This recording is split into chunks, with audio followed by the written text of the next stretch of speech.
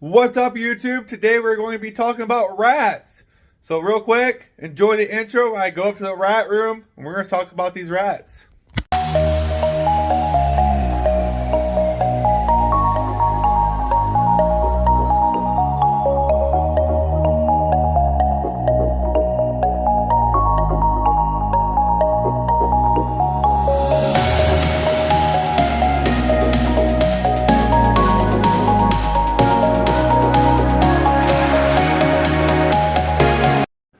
What's up, YouTube? I'm going to give you a quick little rundown of my rat system, how I do my rats, and we're going to go over that.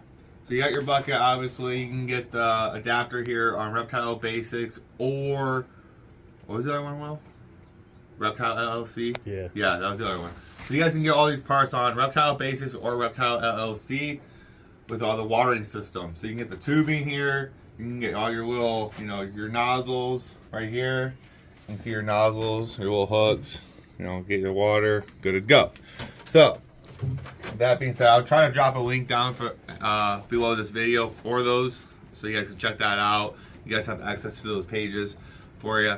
So how I do my rats. So I will clean, normally I would, or I did, and this is why I'm going over this, you guys. I was cleaning, and then when I was cleaning and stuff, I was tallying about like how many babies I'd have, how many litters, what my numbers were, so on and so forth. So when I was doing that, I was doing inventory once a week too. I was counting all my feeders I had. Now, not necessarily the sizes, but the feeders. So at that point, I would go back to the laptop, log it in the laptop, and then I was, what I was feeding, I could see where my production was and my inventory and all that, and see like where I was at level-wise. So either my production is getting lower because my inventory is getting lower and I'm using more of my feeders. So hey, I gotta fix something or I'm gonna start getting low. And that worked out really well. Now I got away from that because I got busy. It's a lot of work. Doing the rats is more work than the snakes, obviously. A lot more work. And because you gotta check on them more, you gotta water them, all that. So I used the Killenbosch food over the Mazur. The Killenbosch is cheaper, okay? So when it is, cheaper, obviously you're cutting your costs down or you're breeding your rats. And I use the horse pellet bedding. So I hope that helps a little bit, you guys, for what I use. So back to my method real quick. I just want to throw that out there. So I hope that helps. So when I was doing that, obviously with my production, I was keeping track of this. Well, since I went away from that, I actually have been short at times. Now, the infection, I wouldn't say the infection, but the allergy or whatever the case may have been, when I went through them dying, I was losing 12 of them every 12 hours. That didn't help at all. So we switched, you make sure you use the black tubing. I had the clear had the allergy in it.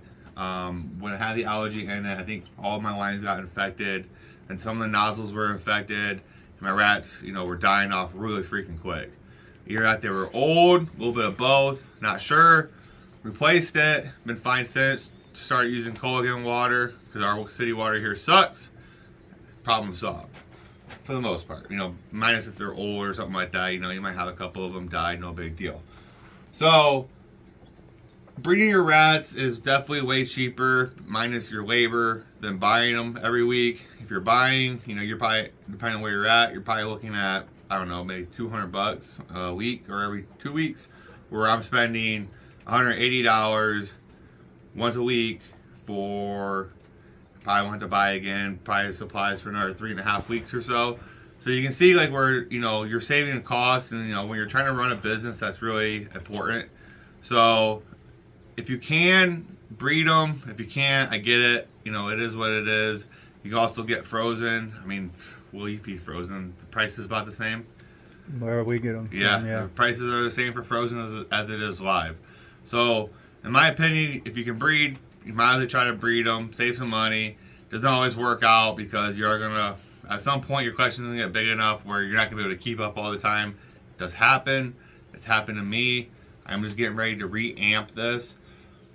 These tubs you can actually get on, I want to say, what's that website? USA Plastics. It's USA Plastics, and I would drop that link too if you guys want to make some of your own homemade racks.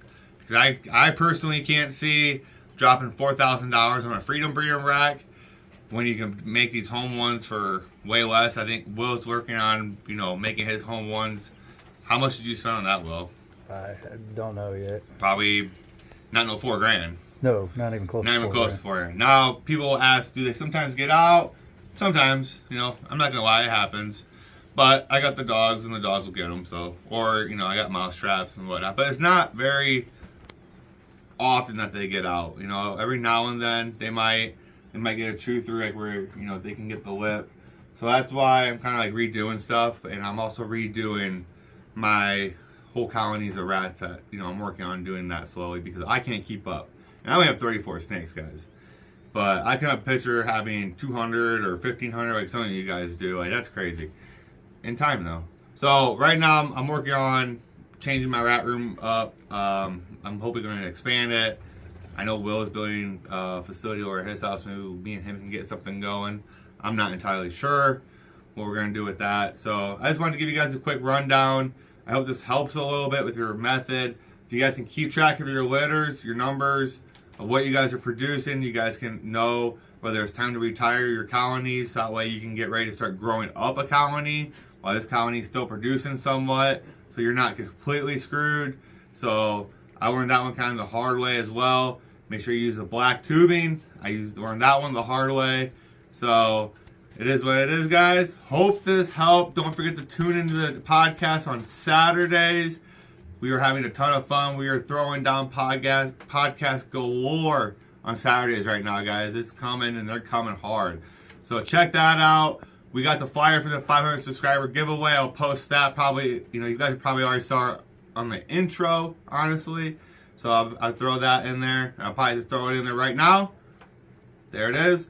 So hope you guys enjoy. Stay tuned. Subscribe. Like, comment. Follow Instagram. We're out, guys. See ya.